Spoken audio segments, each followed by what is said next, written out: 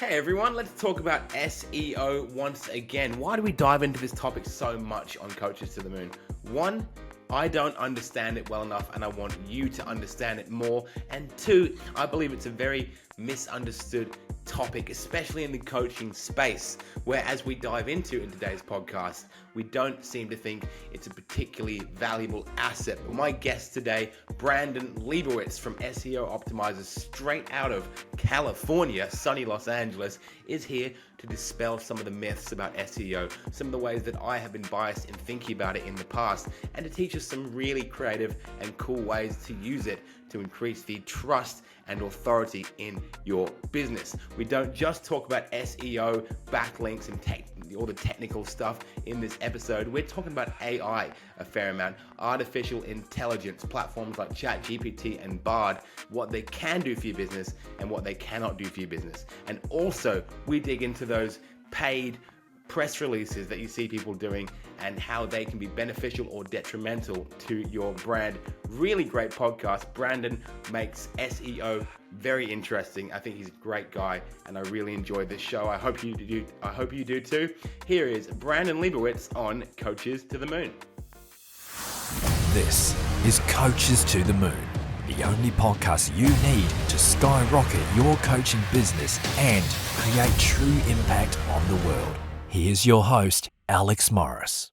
Welcome back to the Coaches to the Moon podcast, ladies and gentlemen. Today we're talking marketing, we're talking SEO, digital, lead generation, and everything that is encompassed within that universe. And I'm joined by Brandon Leibowitz from Santa Monica, California, who's got 14 years in the business. He runs SEO Optimizers, and we're going to talk about all things marketing today. Really, really excited to have you on, mate. Thanks for being here. Thank you for having me on today.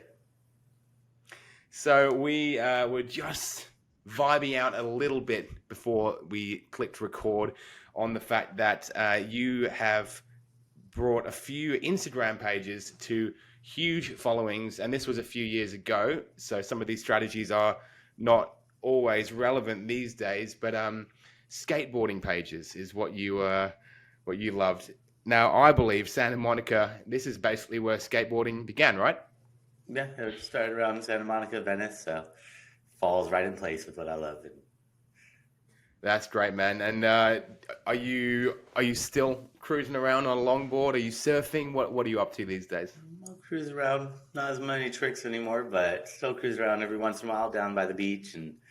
But yeah, falling hurts on cement, so snowboarding is a little bit easier. Or surfing, but still love skateboarding. It hurts a lot more these days. Eh? Mm-hmm, yeah. Man, the stuff we used to do when we were like 14 years old, be like, oh yeah, eight steps. I'll jump down that.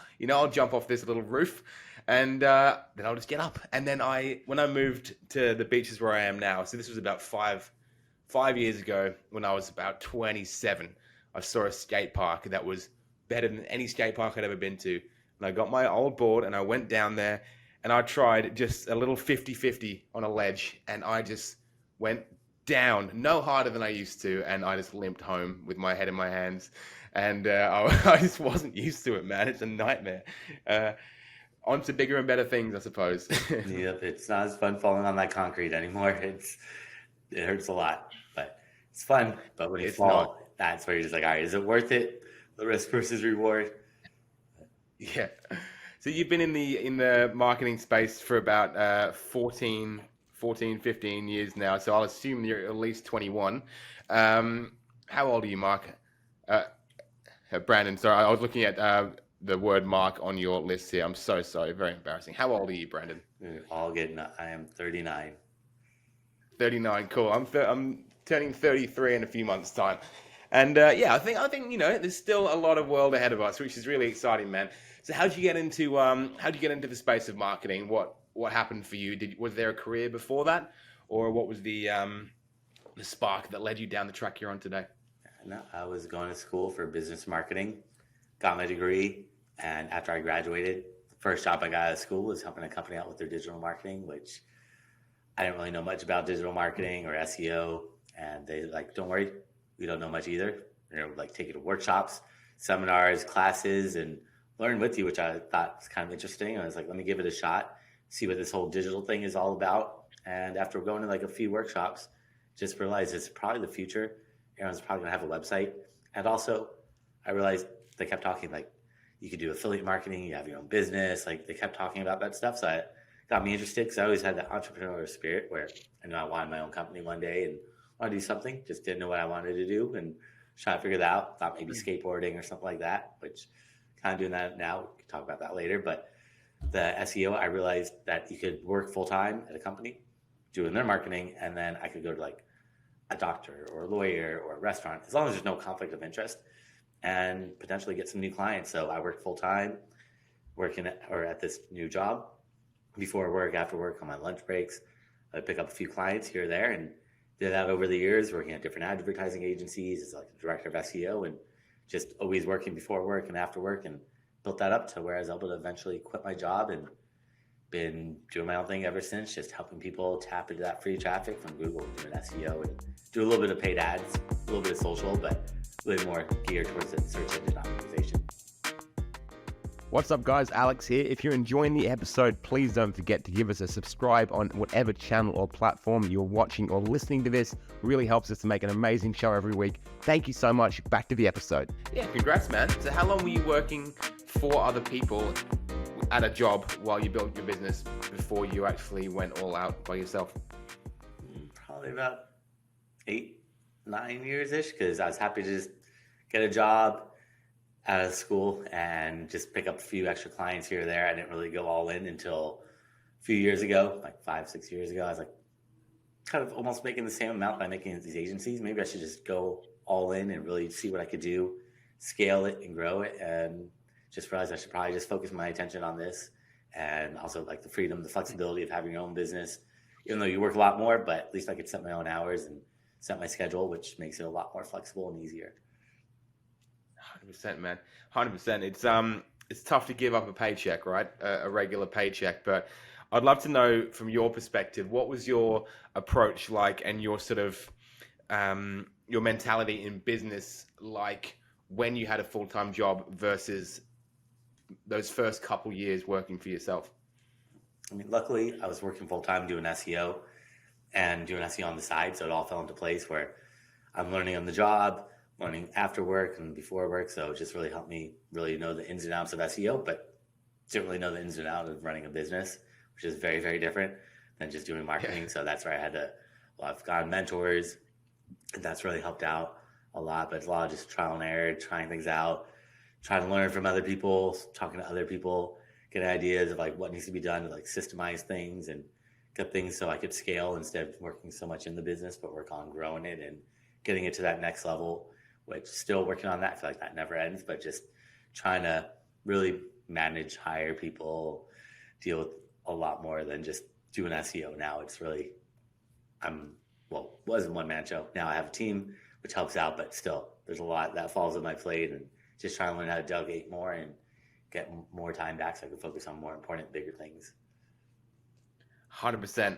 I'll make a note to definitely talk about delegation in 2 minutes, because I just love that topic so much. But in terms of, I love the fact like that you went for almost a decade working hard for someone else whilst being growing your own business on the side, because that's the antithesis of every sort of internet hustle porn influencer these days, who's like, you got to burn the boats, man, get your back against the wall, eat freaking ramen, like, and just work 18 hours a day on your business. And for me, I did the same as you. I always, for the first sort of 7-8 years of my business, I spent very little of that time without a job. And I didn't have a full-time 9-to-5. I was working in restaurants, so I would find myself either a gig where I could work in the evenings and work at a restaurant and work during the day, or I would do the opposite, where I kind of make coffee in the mornings from sort of like 5 a.m. till 2 p.m. And then I had the afternoons and evenings to work on business.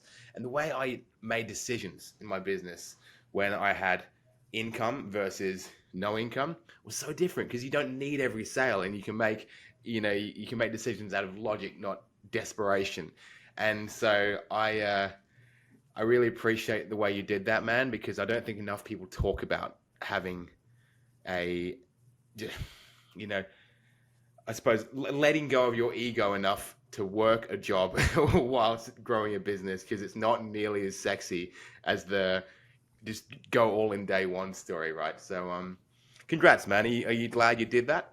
Oh yeah, definitely. I don't think I could ever go back to 9 to 5 now, looking back, and should have done it a long time ago. Because my friend, well, I told him you should just quit your job and just go freelance, and he did it like 5 or 6 years before me, and he kept telling me to do it, but never pulled that trigger, and just kept kind of double dipping, working full time and doing my own side thing. But eventually, I was like, all right, I should really just go all in with this.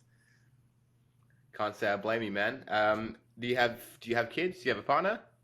No kids yet, but Yeah, yeah. There you go. Well, that's a massive one for me. I went completely all in on my job, my business. Sorry, when my just before my twins were born, about 3 years ago, and so moving before that, yeah, I could work all day long, and now the freedom comes from necessity to drop my business any second of the day because I get a call from daycare that one of them's been sick, that sort of thing. So stuff that you can't really do at a job quite as easily. So, but that stuff all comes from having a team, having systems, and delegation. So what does your team look like now these days?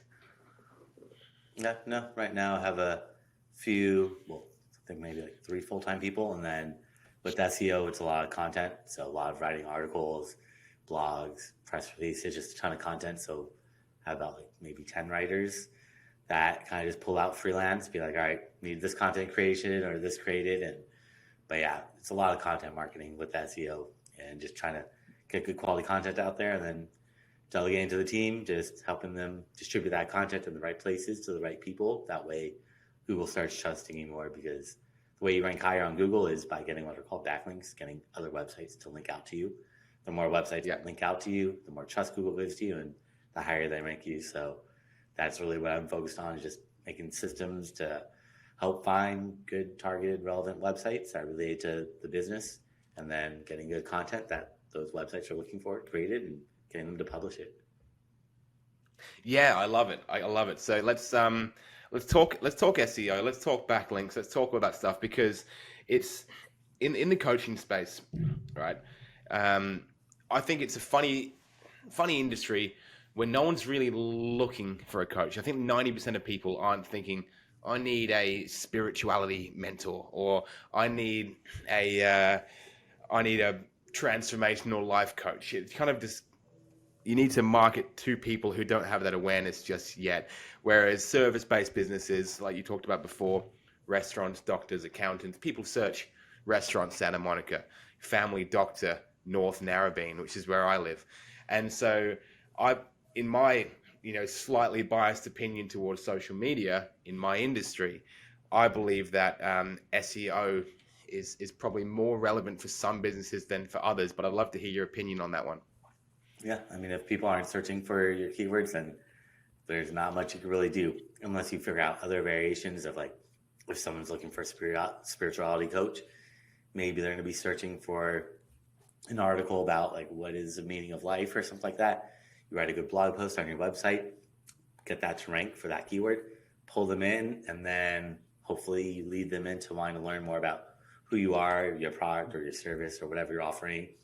But it's tough if no one's really searching for it. That's where, like you said, social comes more into play, because it's a little bit different. People aren't really searching per se on social, even though people do, but most people are just browsing around. They get that explore or suggested feed, and that's where they find new stuff that's related to content that they've been looking at in the past, or their friends or other people that they follow are looking at. So tries to suggest that to you in a recommendation style, which works really well if people aren't searching. But it's just trying to kind of think outside the box and really look at your competition and see what they're doing. Like with SEO, I could look at your backlinks again. Backlink is really a clickable link from another website that points to yours. So like, say you're reading an article in the New York Times, it says Brandon Leibowitz. You click on it, it goes to my website. I'd be getting a backlink from the NewYorkTimes.com. So I could look at any of your competitors, like if there's any coaches out there, and see where they're getting backlinks from, and reach out to those sites and see if maybe they're getting traffic from those sites. Maybe they got published on some big website about spirituality, or about where they got an interview done on them, or they were on the podcast. We could kind of reverse engineer their entire strategy and then try to incorporate that into your own business. You have to pay for these tools, but they work really well. The more popular ones I would say are like Ahrefs, Ahrefs, or Moz is a really popular one to look at websites backlinks and kind of see what they're doing, what type of marketing they're doing. You could see, are they really heavily in social media? Are they doing a lot of blogging, press releases, like whatever they're doing? You can really see that whole strategy. You go into trade shows, you can see all that stuff. Yeah, wow, yeah. Backlinks is something I've started to understand better through having 2 or 3 SEO guys on the podcast. And I'll admit I have been getting myself on more podcasts for that reason. It's not so much because I think people will actually listen to the whole podcast, because I don't have, that much expectation of anyone to really care about what I have to say for 45 minutes or so. But the backlinks is great, and I'm starting to see gradually the little trickles of people saying they found me on Google, that sort of thing. I'd love to hear your thoughts on the paid press release, because this is something that we're seeing an awful lot of nowadays, and I'm guilty of both, I think, quality and low quality versions of this. When you see as featured in Forbes, as seen on CNN, Fox News, that sort of thing. And there's definitely a very, very big spectrum of how good those articles are. So in your ideas, Brandon, as an expert on SEO, is that detrimental or beneficial to a small business or a brand to be paying for press releases? Well, most of the time you need there's a lot of distribution companies out there, so it's not bad to distribute your press release, but it just depends where you're distributing it. So if you're distributing on some low quality sites, that's not going to really be beneficial. So if you're going for like a press release distribution where it's like $200, $300, it's probably going to get you on some low quality sites, unfortunately, where a lot of these sites are going to be like, well, in the United States, there's like ABC and CNN and Fox and all these news sites. They'll make websites that kind of look like these news sites, but they're really not, or they're just like in some deep page on a subdomain that no one's ever going to find. So those aren't really beneficial, but there are some good ones. Like PR Newswire is one that's really good for distribution. It costs thousands of dollars to distribute it through PR Newswire, but that's where you go on like the bigger sites that are more authoritative and more credible and trustworthy. And in the past, when I first started doing SEO, it was a numbers game. The more websites you're on, the more popular Google thinks you are. It's like the more backlinks you have, but now it's not the number of backlinks. In the past, it was quality or quantity. The more you had, the better. Now it's quality. So you have to find quality sites, and quality means you might only get on a few sites, but if you get on a few really good quality sites that are really relevant and authoritative, that's going to help out much more than getting on 1,000 low quality sites that just don't have much value to them. So like you said, like Forbes, Wall Street Journal, Huffington Post, New York Times, LA Times, all the sites are really beneficial if you get on them. Unfortunately, a lot of them are like pay to play, where if you pay a writer, they'll write an article about you in Forbes for like $2,000, and New York Times, all the sites. But Google doesn't really know. They don't want you to buy backlinks, and I wouldn't recommend it. But those ones, they don't really know. They're not like Forbes isn't saying we sold this person this $2,000 backlink, because Forbes doesn't even know it's some writer that's just kind of sliding through the cracks and is able to do that without getting caught. But a lot of those pages are also no follow or no index, so Google's not blocked from these pages, or they add a tag to not count these backlinks for SEO, so it devalues it. And then there's always that question: all right, if Google doesn't count that backlink, but they still see that you're mentioned on Forbes, that still has some value as like a citation, so they're mentioning you, but it's not the same as that clickable link, which the clickable link really holds that value, where you have to be able to click on your name and it takes you to your website, or click on something and it takes you to your website. That's where you really get the value. So it's a tricky one, but I really just look for quality over quantity and find sites that are relevant to you. That's really number one. Is like, if you're joining doing like podcasts and things like that, if you're just getting on random podcasts, that doesn't do much good. Like if you get on other marketing, branding, business, anything related to business, really, it doesn't have to be exactly what you're doing. Just the more related, the better. But as long as it's somewhat related, that's really what Google's looking at. So relevancy is what I would focus more on. Yeah, well, I don't want other marketers really watching listening to my podcast, because I want their clients or their potential clients listening to me. So I don't market to marketers. But yeah, I completely get it. And quantity over quality, or vice versa, sorry, is something I have to explain to people a fair bit in terms of those vanity metrics on socials as well. And we were talking earlier about how you amass these big followings on Instagram. And, I did some experiments a couple of years back as well with Facebook engagement and likes campaigns and seeing how fast we could grow a page to 10,000 followers.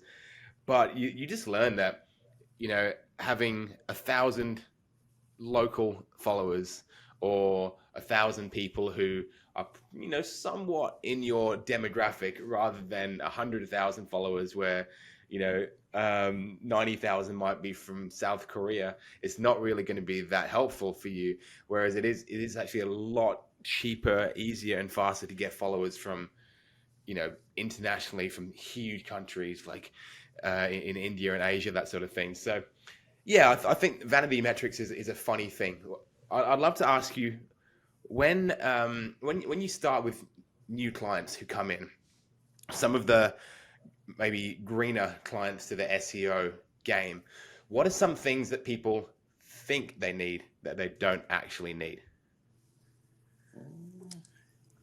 Yeah, I mean, people, they don't really know what they need. That's where I feel like most people just don't know what they need at all, and they're just kind of new to this whole SEO thing, or they think they need, well, the biggest thing is backlinks.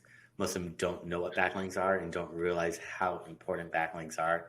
Most people just think we need to just optimize your website. So that's what most people think, is just throw some keywords on my website and I'm going to rank, which unfortunately is not going to really work. You could build the best website, you can make it load quickly, you can make it all the things that Google wants, but if you don't have backlinks, Google's not going to trust you. So backlinks really build trust, because Google they don't want to rank any website. They want to rank you, then find out that all of a sudden you become at first a life coach, and then all of a sudden a few months later you become some like gambling pharmaceutical site, which happens all the time.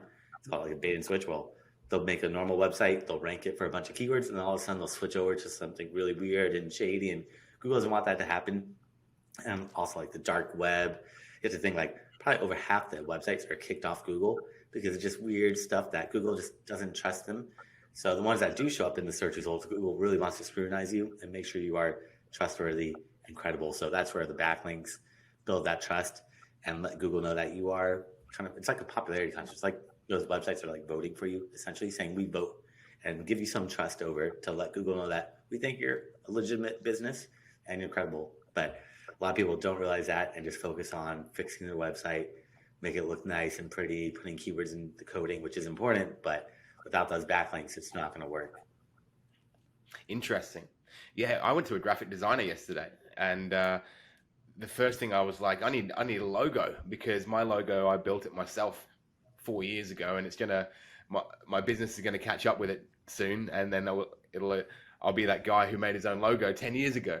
And she was like telling me all these things I need before that, and it was really interesting to go in as someone who I believe I know about marketing, and then as an expert in that one specific field, she was showing me all the things I need before even thinking about a logo, and it was really good. So Brandon, and by the way, I realized why I called you Mark. There's a comedian called Mark Normand. I don't know if you know who that guy is, but you look just like him. Handsome, funny guy. So congrats on that one. So I do apologize. No worries. I'm really interested by the fact that you were talking about Google the entire time just then, and obviously SEO is search engine optimization, and a lot of people are moving away from Google in terms of privacy concerns. I know people are using search engines like DuckDuckGo or incognito mode and VPNs and all this stuff to hide their movements on the internet. Is that having an effect on the SEO world, and how are you moving through that? Yeah, I mean, when I look at analytics, and this is me looking at thousands of websites over the years, like Google brings probably like 20 to 80% of your traffic. Bing brings about 1%. Yahoo brings about 1%. DuckDuckGo might bring 0.5%. Brave might be bringing 0.5%. All these ones don't really bring much. The rest of your traffic comes from social media, email marketing, paid ads, people just typing your website in directly. But I've never really seen another search engine bringing more traffic than Google. But I would recommend to everyone, install Google Analytics or some tracking and look at your data and see where your traffic is coming from, because every website is different and you never know. But for the most part, Google just runs the show, and they're not going anywhere anytime soon for the most part. We'll have to see how AI affects that. But right now, Google just really has such a strong market hold on everyone that you just optimize for Google. You're going to be good for the most of the other search engines because they're all similar algorithms. They're all different. With machine learning, they don't really know how they work, and everyone is separated from one another. So if you work in Google on the search engine, there's all these different teams that they don't even communicate with one another, and they work on different aspects of the search engine. So no one really knows how it works, and it changes every single day. But there's some kind of like similarities, like content, backlinks, like title tags, all these like little cues that let them know what to rank you for. But Bing actually owns Yahoo. So if you search on Yahoo, it's not really Yahoo, it's Bing that's owned them or powered the search results for probably like 8 or 9 years now. So if you optimize for Google and you optimize for Bing, that kind of covers the big three. But again, Bing and Yahoo only bring about 1% of the traffic. It's so tiny that it doesn't have that big of an impact. Unless you're a big corporate website where you get like thousands of people every single day, then that 1% does add up. Where I've worked with big corporate sites that were like, all right, let's try to tap into some of this market share, because Bing is bringing in a few thousand people every single day. It's not comparing to Google, which is bringing tens of thousands, but it's still bringing in some revenue, and people do use it. It's just not as popular. Interesting. So it's not the end for Google just yet. It's probably only getting bigger and stronger. And it's probably also my own personal algorithms and people I know, especially in the coaching space where everyone's very skeptical of establishment, that people are starting to, hide more of their data and try and move themselves off of the system, so to speak. So in terms of AI, you've mentioned it a couple of times now. We'll probably go into this a little bit. I'm going to throw a concept at you that one of my clients said the other day to me, and I thought it was really interesting. So artificial intelligence, mostly ChatGPT, draws its info from a certain percentage of the internet and then uses that to create more content. My client, Jack, who's a genius, he's a landscaper, basically. He works with removing stumps and coring people's lawns, but he knows business, and he's the smartest guy I know. He goes, at some point, the ratio is going to switch from the internet being mostly human-generated content to being mostly AI-generated content, and then AI is drawing from more AI to create content. And I don't really know how fast that will happen, but I thought it was a really interesting concept. Now, in terms of what you do, you're massive on content creation, blogs, articles, this sort of thing. Talk to me, Brandon, about how artificial intelligence is having an effect on your business, how and if you guys are using it, and where you see it going, and how rapidly these changes are going to happen. Well, yeah, a lot of people are using it to create content, but it's not the best for creating content because of what you just said. Well, AI, if you tell it to write me a blog post about whatever topic, about mechanics, like how to fix my car, like flat tire, or write that article for you or blog post, but if it doesn't know what to put in there, it's going to do what's called AI hallucinations, and it just makes something up. It's not going to tell you it's making it up because it wants to give you an answer. And then if you copy that and paste it on your website and it's not incorrect, or if it's not really helpful, it's not really beneficial, it's incorrect information, it's a bad user experience, and it's not going to help the reader out. It's actually going to do more harm than good. And Google said a few months ago that they don't care who writes the content. In the past, they're like, if it's written by AI, we don't want it. Now, they're like, as long as it offers value, we don't care. So double, triple check everything. If you're just going to copy and paste from ChatGPT or Bard or any of these tools, it's probably not going to be the best. It's probably going to do more harm than good in the long run. So I would really double, triple check everything. Take everything with a grain of salt that you see from this AI stuff. And also, if someone just posts something that they get from AI and it's incorrect, I might post it on my blog. And then, like you said, AI is going to read that, learn from that. And it's going to hit this downward spiral where it's learning from its hallucinations and making things up, which I feel like it should let you know if it's making something up and not just make it up just to make it up, just to make you feel good that you're getting some sort of answer. But it does work for a lot of other stuff. It's pretty helpful. Like you could use it to, it's more like a tool. I would say it just depends on how you use that tool. If you're just thinking it's going to do everything for you and just automate everything, it's maybe in like 5 or 10 years it might do that. But right now, it's tough to really help it and take everything with a grain of salt. But you could like ask it, here's a blog post that one of my competitors wrote. Can you tell me all the keywords that are mentioned in here? So you can see what keywords your competitors are targeting. You can say, can you tell me how many people search for these keywords? So it'll give you like search volume. But again, I would triple check everything. Maybe use like the Google Keyword Planner. It's a free tool from Google that will show you actually how many people actually search for that keyword every single month, which if you're doing the stuff that I'm talking about, I'd probably use Bard because Bard is from Google. And if you're trying to rank on Google, I would look at Bard versus ChatGPT is from Bing, which Bing is good, but for trying to rank on Google, and Google just has such a big market share, let's use the one from Google. You can tell it to like write you title tags. So there's like these SEO title tags that you have to write for each page on your website. You can tell it to write you them, and Bard will give you like 5 different choices, but then it'll give you tips saying like title tag needs to be 60 characters. It needs to have like your company name in here with these keywords, and it gives you a bunch of variations. If you ask ChatGPT, it just gives you like one answer and doesn't give you much info besides it. So if you are doing AI for SEO purposes, Bard is going to give you a lot more detailed information and really help out. But if you are using it for content creation, I would say use it to create an outline.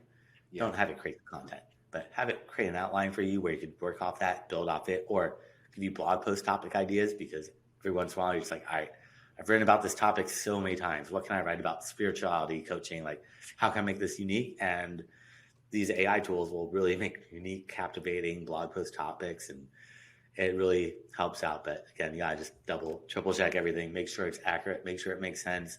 Don't just copy and paste it. Otherwise, you're probably going to put out incorrect information, which you don't want to do.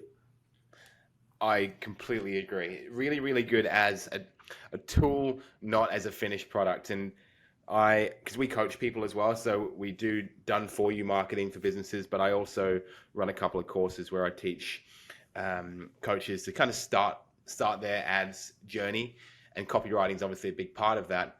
And for the people who just can't get started, they procrastinate. I say, okay, take these in the session today, take these ideas, plug it into ChatGPT and say, write a 250 word Facebook ad in a conversational tone using this information. And then it comes back. And then I know when people send me something that is completely copied and pasted from there, because it uses the same phrases all the time. Unlock your potential, but wait, there's more, and it's really, really cheesy. I liken it to having one of those scientific calculators that we used to have at school, with millions of buttons. And if you give that to me, I know how to, add up the bill at a restaurant. But if you give it to a physicist, they know how to calculate the age of the universe with it. And so I figure that ChatGPT AI is really just a tool for, how good you are at doing it will give you the quality of content that you need. So Bard, hey, because we all heard dodgy things about Bard when it first came out. I think it wasn't great in the first few weeks. Is that correct? There was like a controversy around it.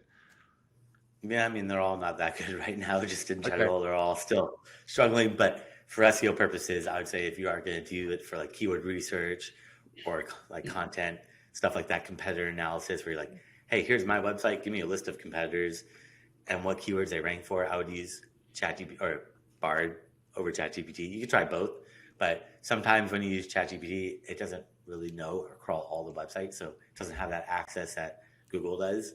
I feel like they will release more in the future, but right now, like ChatGPT doesn't know beyond, I think, like 2021 or something like that. So, but Google's Bard is able to tell you stuff that happened yesterday, and so it's a lot more up to date, but the accuracy still not there for both of them. So, gotta double, triple check everything, like you said, with people just writing ad copy or writing social media content copy, stuff like that. It's good, but it's not there yet. It's kind of easy to see through that, kind of like the patterns of what words they commonly use and phrases.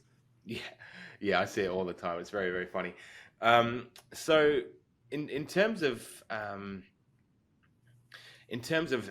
AI, like this is something that I love to talk to you about because you clearly understand it really well. AI, what you said before about, you said something about if you're a spirituality coach, no one's going to be searching for you you'll have very low keyword hits for spirituality coach, but you might have higher keyword hits for the meaning of life, that sort of thing. And that can then funnel people into your business and into your awareness. I see that as kind of the real top of the funnel stuff, bringing people down to spirituality coaching in, when they're kind of more aware of it. So how do you come up with those topics? Like, is that just years of experience coming from you saying, okay, if you want people to be finding a spirituality coach, then why don't you write a blog about the meaning of life? Is that coming from experience, or are you using, can we use tools like AI to say what would be some top of the funnel keywords to draw people towards my relatively low demand business?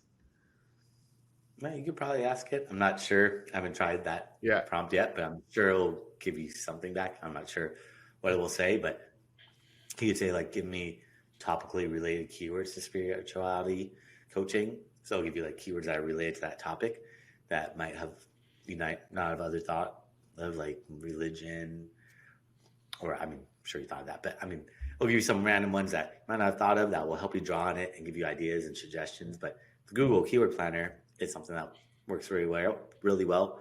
Go in there, type in spirituality coach, and it'll give you a list of keywords related to that. So you can kind of pull on, and it'll show you how many people actually search for that keyword. So you can say, all right, spirituality coaching gets 500 people searching for it a month. Spirituality coach without the coaching might get 5,000 people searching for it every single month. So your keyword might not be the best, but a variation, a synonym, a plural, some like industry slang term that you might not have thought of will be up there, because Google Keyword Planner, you put one keyword in there, it's going to give you hundreds of variations for you to choose from. Wow. And those sorts of tools, they are actually, that's a tool that you can use and just trust in your mind. Yeah, and it's free. It's from Google. I mean, sometimes the numbers don't always make sense. Like sometimes it might say 0 search volume. I'm like, I search for that keyword all the time. Like someone's searching for it. If I'm searching for it, there's definitely other people. So yeah, I kind of take everything with a grain of salt that I see. But if it does, I mean, it's better than nothing. Unfortunately, that's really the best source we're going to get is the Google Keyword Planner. It's from Google. It's pulling that data in versus some other third-party tool that's trying to guesstimate. But yeah, you never really know what to trust, unfortunately. So they're all going to give you different numbers, and sometimes the numbers make sense. Sometimes it's just like, really? 0 people search for this keyword, but I'm searching for it right now. I searched for it in the past. Like, why is it not triggering? But it's just what data they want to give you. They want to give you everything. They just want to give you what they want to give you. Got it. That's fascinating. Yeah. Well, that's the other thing as well, right? Who's in control of what you see? And people say that there's political biases on AI tools, that sort of thing, and there's nothing we can really do about it. I love it. It's so interesting, mate. Is there? Can you give us an idea of the spectrum, like of the size of businesses that you work with? Well, usually work with anywhere from. Usually try to go for a little bit more established companies. Startups are a little bit tougher to work with. Sometimes they're really in like, we got to go and build as quickly as possible. SEO is like going the long term. It's going to not be that immediate skyrocketing growth. Whereas if you're doing like social or paid ads, you'll get that. But with SEO, it's more just, all right, we're going to build this up and we're going to build it up over time. And it's going to take months to get you up there. But in the long run, it's going to pay off. So going for like more established businesses, small, medium-sized businesses, done corporations in the past, worked with big corporations when I worked at advertising agencies and on my own freelance. But most of them are, I'd say, more like businesses that maybe have like 5 to like 30, 40 employees, around that range. Okay, because I'm always curious with sort of more local businesses, if there's a cap for how much you can really spend on digital marketing, because I feel like if, for our local business clients, it's very, very different to the ones who maybe advertise nationally or internationally, because at a certain point, you're going to start saturating the audience a little bit. So say you've got you mentioned restaurants before. Say you have a restaurant, locally, and you're working on their SEO. So when people search, tacos Santa Monica, they get to the top of that list. Is there a point where they just don't need to spend any more on that, or is it a consistent game of maintenance when you get up to the top of the ranking? It just depends on the competition. If you don't have any competition, once you get up there, then you'll stay up there. But there's only 10 spots on that first page of Google. Yeah. Only 3 spots on those maps if you're a local business. So once you get to the top, you're pushing someone off.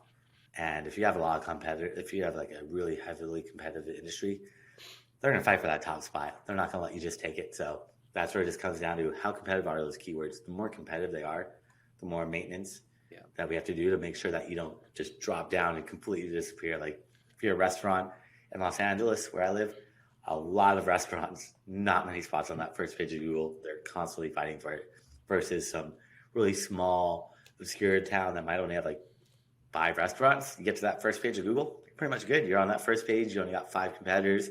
There's 10 spots there, so you don't really have to maintain it too much. So that's really where it comes down to play and like how competitive are these keywords. Got it. So if you're taco restaurant in Los Angeles, that's an offense. You're on the offense, and then when you get up there, you're defending that spot all the time. But if you're tacos in northern Albury Wodonga in the middle of Victoria, rural Victoria in Australia, then you're probably safe. So there must be so many factors depending on size of the industry, size of the competition. And what about in the way that you would say niching down, like is that, we always said that's a really effective way of getting more sort of expertise, so more of an expert role in your space when it comes to social media ads. If you're business coaching, you're competing with Gary Vaynerchuk and Tony Robbins. Then if you're business coaching for landscape gardeners, then that's a much smaller pool, and you're not competing against as many people. Surely that must be a factor in SEO as well, because if someone comes to you and they are competing in a marketplace where maybe they're making running shoes, they're never going to beat Nike. So do you ever offer any advice in that area of things about how you can just I suppose I don't really have much of a question there because I don't know enough about it, but is niching down your content going to be beneficial in terms of SEO as well? Yeah, I mean, I tell some people, well, if you're selling like clothing, I'm like, all right, it's going to be really, really competitive. Unless there's something really unique about this, how do we differentiate you from all these big corporations? It's going to be really, really tough. Unless you have a big budget, we're not going to really be able to penetrate that market. We'll have to find something more unique, something like eco-friendly clothing or children's clothing or something that just differentiates yourself. Because if you're just selling the same thing that everyone else is, it's feasible, but it's just like, all right, how realistic is this going to be? Because it's probably going to take a couple of years to rank for those keywords because they're just so competitive. And those big corporations probably have a whole team of people that are pushing this SEO. And they're probably spending tens of thousands of dollars every single month just to keep those rankings up there. And if you're not able to compete with that, then we got to be like, all right, what's something that's going to be a little bit more realistic, that's still going to hit those goals, but in a different way? We'll start smaller and then build up, and eventually want to try to hit those bigger keywords, but that's just going to take a lot longer. And just try to tell them in the meantime, we need to figure out something that's going to rank faster, because you don't want to just wait 2 years to get some rankings, which if it's really competitive, it could take years to get those rankings, because especially if you're a brand new website, you don't have any trust built up. And these websites could have been around for 20 plus years, building trust up all this time that Google's like, we know these websites. They're not going to flip the switch and become some weird, shady, kind of sketchy website. But we don't know who you are, and we don't trust you because we don't know if you're going to do that or not. And that takes time to let Google know that, hey, I'm not going to do anything like that. I'm real. I'm legitimate. I'm not stealing people's credit cards or whatever people are doing to hack websites. Right. It's kind of like running Facebook ads off of a brand new profile, brand new account. There's limits to how much you can spend, and if you launch too much at once, then your page gets restricted instantly until you prove your identification in multiple ways. That's I'm learning a lot from you, mate. And so what one thing I think I'd love you to help us to finish up with, because we've done 45 minutes already. It goes like that, and I know that you've got to go and have some tacos. So I'm a small business. Let's say I'm a let's say I'm a local or expanding small business, and you've just talked to me about how if I want rapid growth, social media is the place to go. But if I want that long-term trust, then Google is the place to go. How would you pitch me and sell me on working with SEO optimizers and taking on what you guys do to help my business? It depends what type of business you are, but if you're like a local business, and I help you get ranked higher on Google, Okay. but not only Google, but making sure that you show up on Google Maps, trying to take up as much free real estate as possible on that first page of Google. Also, images appear on Google sometimes, not all the time. So optimizing all your images, it's kind of like standard best practice, but videos, they also sometimes appear. So if you have any videos, you want to optimize those, and videos are primarily YouTube because Google owns YouTube. They're not really going to show Vimeo or Dailymotion or Facebook video because they want you to, Google they don't even care about making money. If you search on Google, you don't click on an ad, Google's not making money. If you search on Google and you watch a YouTube video, the first thing that appears anytime you watch a YouTube video, it's always an advertisement. So YouTube is making money, just Google making money. So just trying to make sure that you maximize that real estate, that Google's going to let you get some free real estate, and just trying to figure out what keywords people actually search for, incorporating those into your website. So finding buyer intent keywords that are actually drive conversions and working on those types of keywords, and then building those backlinks. But it's not really a one size fits all with SEO. Sure. Got to really look at your website versus the competitors and figure out what are your competitors doing, how much SEO have they done, and how much SEO do we need to do to your website to get you to that level that you want to be at.